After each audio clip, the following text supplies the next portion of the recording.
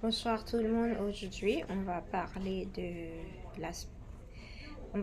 Dieu. On va entrer dans la spiritualité plus profond. Avant qu'on commence, venez, on va prier. Merci Seigneur de nous avoir donné le pouvoir, le courage, l'intelligence pour pouvoir venir ici pour partager tes paroles.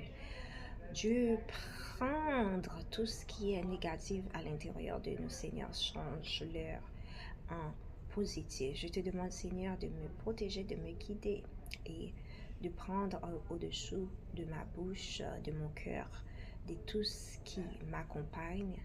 Et Seigneur, tu vas me donner le pouvoir de partager toute vérité sans rien garder. Et les gens qui vont regarder cette vidéo, ils vont apprendre quelque chose de très profond et ils vont pas garder que pour eux, ils vont aussi en partager aux autres qui en ont besoin. Dans le nom de Jésus que je prie. Amen. Alors, aujourd'hui, on va parler de la spiritualité parce qu'on voit tout ce qui se passe dans ce monde. Alors, on va parler de la guerre, un peu de tout.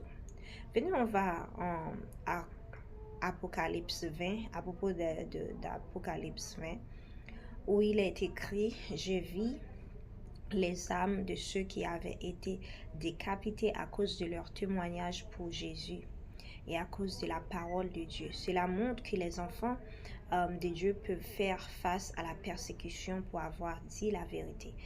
Et j'ai vu aux États-Unis, il y a cet homme qui est un basketteur player.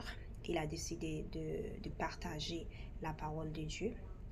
Ils l'ont envoyé. Il n'est plus un basketteur. Alors, cela nous montre que les enfants de Dieu peuvent faire face à la persécution pour avoir dit la vérité.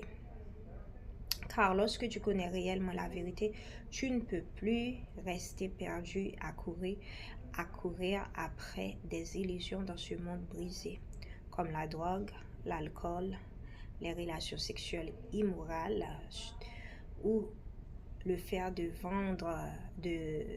vendre son âme pour l'argent et le pouvoir. C'est ce qui se passe beaucoup, ce qu'on appelle en anglais sell your soul for power and money. Quand tu connais Dieu, tu comprends qu'il a le pouvoir de tout donner sans que tu aies jamais à compromettre ou compromis ta foi, ton intégrité ou ton identité. Cette liberté n'est pas physique, elle est spirituelle. C'est la rupture des chaînes, le réveil de ton esprit, la séparation de la